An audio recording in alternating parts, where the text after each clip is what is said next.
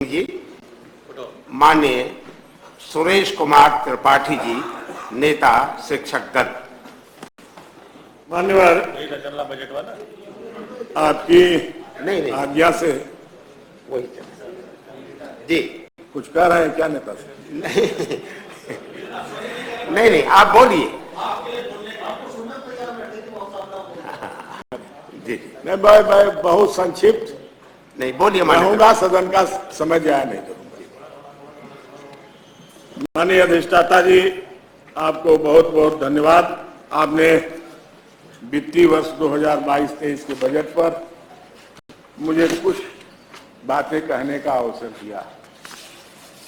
मान्यवर, शिक्षक होने के नाते बजट के उस अंश को ही अडॉप्ट करूंगा जो शिक्षकों से संबंधित है।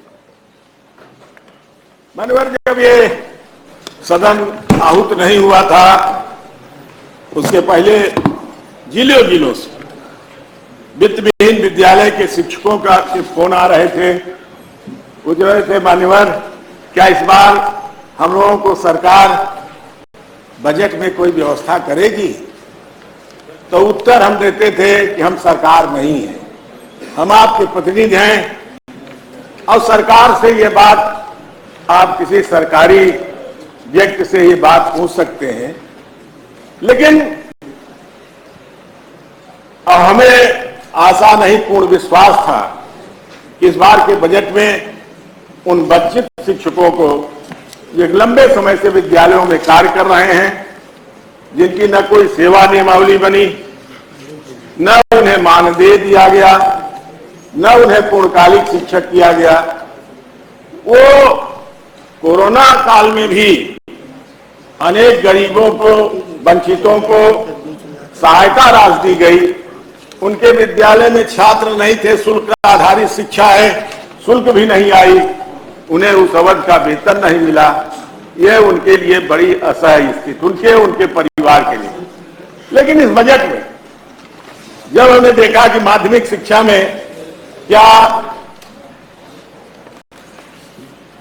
वित्त विहीन विद्यालय, जिन्हें स्ववित्त पोषित विद्यालय भी कहा जाता है, स्ववित्त पोषित विद्यालय के शिक्षकों के मानदेय आदि के संबंध में कोई चर्चा है, तो मैंने बड़े ध्यान से पहले बजट खोलते ही पहले माध्यमिक शिक्षा देखा, लेकिन इस प्रकार की कोई व्यवस्था नहीं। बड़ा दुख हुआ, बड़ी निराशा हुई कि यह सरकार, जब भी हम भाई साहब से पूछ रहे थे 02 कहें कि 2.0,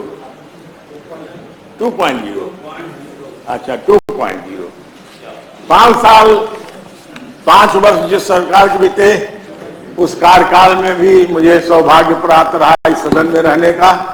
आज भी आपके साथ में हूं, लेकिन बराबर निरंतर केवल हमारे ही द्वारा नहीं, अनेक विपक्ष के साथियों द्वारा यह बात उठाई जाती रही है और सत्ता दल में बैठे लोग भी यह हृदय से चाहते हैं, बहुत से लोग, कि इन साथियों को कुछ न कुछ दिया जाए, और नहीं दिया गया। ये घोर निराशा की बात है, अत्यंत दुख पहुंचाने वाली बात है। इस बजट को देखकर निराशा ही हाथ लगी। मान्यवर, नवीन पेंशन योजना के अंतर्गत आज बात उठी थी। नवीन पेंशन योजना के अंतर्गत सरकार तो इसका बहुत गुणगान करती है, लेकिन मान्यवर, जो आज अनेक जनपदों में शिक्षकों कर्मचारियों के 14% अंशदान ब्याज सहित शिक्षकों के प्राण खाते में नहीं भेजा जा रहा है, एनएसडीएल में नहीं जमा हो रहा है, वित्तीय हानि हो रही है, इस पर सरकार ने कोई ध्यान नहीं दिया है। और अगर इस प्रकार से यह व्यवस्था बनी रही, उसी का सुपरिणाम है, इन्हीं दुर्व्यवस्थाओं के कारण पुरानी पेंशन की मांग बलवती होती जा रही है। आज केवल उत्तर प्रदेश में नहीं, इस हिंदुस्तान के प्रत्येक राज्य में कर्मचारी और शिक्षक पुरानी पेंशन, चूंकि उसके बुढ़ापे की लाठी थी और सही पेंशन वही थी। पेंशन, नवीन पेंशन योजना स्वधन निवेशित योजना है, अपना पैसा लगाओ और पेंशन पाओ। इसलिए इस पेंशन को खारिज करते हुए ओपीएस को ही स्वीकार इस समय सारे कर्मचारी और शिक्षक कर रहे हैं, इस पर भी कोई चर्चा नहीं। मान्यवर, बड़ा आश्चर्य है कि वर्ष माध्यमिक शिक्षा परिषद की वर्ष 2018, 19, 20 में परीक्षाएं हुई, मूल्यांकन हुआ और मूल्यांकन का कुछ ही अंश, वो आकाश अग्रवाल जी के प्रश्न पर उत्तर आया है, उस उत्तर को देखकर कह रहा हूं, कुछ ही अंश हर जिले के मूल्यांकन करने वाले शिक्षकों का बकाया है। मैं एक सवाल पूछता हूं, क्या 2021 में परीक्षा हुई? नहीं हुई, कोरोना के कारण बोर्ड की परीक्षा नहीं। क्या शुल्क ली गई विद्यार्थियों से? हां, शुल्क ली गई विद्यार्थियों से। जो शुल्क ली गई, क्या विद्यार्थियों को लौटा दी गई? नहीं लौटाई गई। तो पैसा गया कहां? क्या उस पैसे से इस बकाया धनराशि का 2018, 19, 20 के मूल्यांकन का जो पैसा बकाया था, क्या उससे उनका भुगतान नहीं हो सकता था? अंत में माननीय शिक्षा मंत्री जी ने कहा कि जैसे ही बजट की व्यवस्था हो जाएगी भुगतान हो जाएगा। ये पैसा कहां गया? 2021 जो छात्रों से धन परीक्षा के नाम पर शुल्क ली गई, एक बड़ी लंबी धनराशि, वो कहां गई? ये सरकार जरूर बताने की कृपा करेगी। क्या मान्यवर, मैं धन्यवाद भी ज्ञापित करूंगा बेसिक शिक्षा के संबंध में। बेसिक शिक्षा में आप स्कूल चलो अभियान के अंतर्गत गरीब छात्रों को निःशुल्क यूनिफॉर्म, स्वेटर, स्कूल बैग, जूता, मोजा दे रहे हैं। उन्हें एमडीएम भी उपलब्ध है। लेकिन एक घटना का जिक्र करूंगा कि एक छोटी सी चीज अगर सरकार कृपा पूर्वक और कर दे। एक हमारे बेसिक शिक्षक संघ के सम्मानित अध्यक्ष हैं डॉक्टर दिनेश शर्मा जी, वो संभल में जूनियर हाई स्कूल नरौला संभल में कार्यरत है, प्रधानाध्यापक हैं। एक लड़का 6 क्लास में पढ़ता है, उसका नाम यहां नहीं लूंगा। एक ही कॉपी में उसने गणित भी किया, अंग्रेजी भी किया, हिंदी भी किया, सब कुछ एक ही कॉपी उसके पास थी। डांट के पूछा, क्यों एक ही कॉपी तुम्हारे पास है? उसने अपनी व्यथा बताते हुए कहा कि गुरुजी, हमारी माता जी नहीं है, हमारे पिताजी हैं, लेकिन हम एक भाई एक बहन हैं, वो छोड़कर दिल्ली चले गए। बहन पढ़ती है कक्षा 7 में, लेकिन चौका बर्तन करके कुछ गुजारा करते हैं हम लोग। कॉपी खरीदने की हमारी हैसियत नहीं। मैं धन्यवाद दूंगा और डॉक्टर दिनेश शर्मा जी को, जो वहां प्रधानाध्यापक हैं, उन्होंने तुरंत अपने जेब से पैसा निकाल, जाओ कॉपी लाओ बेटा, कोई बात नहीं। इस जो आप दे रहे हैं उनको निःशुल्क यूनिफॉर्म, स्वेटर, स्कूल बैग, जूता, मोजा सभी कुछ दे रहे हैं। अगर कृपा पूर्वक सरकार उन छात्रों को जब सब कुछ दे रही है, तो उनके साल भर की कॉपी की व्यवस्था अपने इस बजट से करने की क्या कृपा करेंगे? मेरा सवाल है, अनुरोध है कि जरूर ये कृपा करें, जिससे उनके जीवन में कोई अवरोध न उत्पन्न हो। मान्यवर, माध्यमिक विद्यालयों का अराजकता के कारण जिला विद्यालय निरीक्षक समय पर न उन्हें चयन वेतनमान देंगे, 10 वर्ष की सेवा पर, 22 वर्ष की सेवा पर न उन्हें प्रोन्नत वेतनमान समय से देंगे। समय 2 साल बाद, 3 साल बाद मिलेगा तो अवशेष तो होगा ही। अवशेष बनाने की प्रवृत्ति जिलों से ये जिला वाले करते रहते हैं, जिसके कारण आज करोड़ों रुपया शिक्षकों का शिक्षा निदेशालय में अवशेष लंबित है। और उस अवशेष जो लंबित हैं, उनके निस्तारण की कोई सतत प्रक्रिया नहीं निर्धारित की। वहां जो जाए 10% दे, उसका भुगतान हो जाएगा, और जो नहीं देगा 10%, उसका भुगतान नहीं होगा। कई अवशेषों में, मैं स्वयं प्रयागराज का रहने वाला हूं, मैं कई बार प्रदेश के अनेक जनपदों से शिक्षकों के अवशेष के प्रकरण आए, उनकी सुपारिश के लिए गया। सुपारिश करने पर जरूर ऑब्जेक्शन लगेगा। सुपारिश आपने कर दिया इसलिए ऑब्जेक्शन, वो कैंडिडेट आ जाता तो पैसा आपको जरूर मिल जाता। ये निदेशालय का हाल है। निदेशालय के अवशेष निस्तारण करने वाला जो ग्रुप है वो बिना पैसे का धन का बंटवा उसका भुगतान नहीं करता। मान्यवर, आश्चर्य का विषय है, ये बहुत दिन से परंपरा है, शिक्षकों को अपने सेवा काल में ईएल नहीं मिलती, कर्मचारियों को एक महीने पूरे वर्ष में 1 महीने की ईएल मिलती। ईएल के स्थान पर शिक्षकों को ग्रीष्मावकाश मिलता है। और ग्रीष्मावकाश में देखिए मान्यवर, माध्यमिक विद्यालयों में ग्रीष्मावकाश में कहा जा रहा है, आदेश निर्गत हो रहे हैं कि 21 तारीख से 28 तारीख तक ये विभिन्न आयोजन विद्यालय में करिए, सांस्कृतिक कार्यक्रम करिए। ये भी था, अब और प्रो फार्मा भरा भेज दिए गए हैं कि इनको भर के भेजिए। शिक्षक जाने न पावे कहीं, वो कहीं अपने काम से न जाने पावे। ये ऐसा अवरोध उत्पन्न किया गया है, ऐसा उन्हें फंसाया जा रहा है कि वो अपने ग्रीष्मावकाश का कोई लाभ नहीं ले सकते, कोई काम नहीं कर सकते।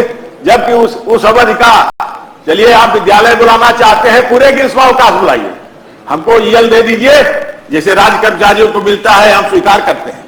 लेकिन जब आप ईएल नहीं देंगे, अब ग्रीष्मावकाश में बुलाकर रोज एक काम, अरे और देखिए मान्यवर, प्राथमिक शिक्षा विभाग में गजब ये हो गया कि संभल में ही एक पत्र मैंने पढ़ा व्हाट्सएप पर, अधिकृत पत्र था। संभल जिले की बेसिक शिक्षा अधिकारी ने एक आदेश निर्गत किया कि प्रत्येक अध्यापक भूसा दानदाताओं के घर जाएंगे और गौशाला के लिए 1 कुंटल भूसा जरूर उनसे लेकर जमा करेंगे, और जमा करने के बाद इसकी सूचना बेसिक शिक्षा अधिकारी और पशु चिकित्सा अधिकारी को देंगे। माननीय त्रिपाठी जी, संभल के भी ऐसे कार्य, संभल अन्य जिलों का भी हुआ है। संभल का अधिकृत बोल रहा हूं, नियम 111 में लगाया भी हूं, मान्यवर आज के नियम 111 में है। ये अध्यापकों से अब भीख मंगवाया जा रहा है, प्राथमिक शिक्षक के साथियों से। अच्छा, कौन धन्ना सेठ है? 1 क्विंटल का दाम आज जानते हैं, 1000 से लेकर 1200 रुपए हम लोग भी खरीदते हैं। गाय हैं, उनके लिए भूसा खरीदा जाता है शहरों में, जानते हैं कौन दे रहा है आपको?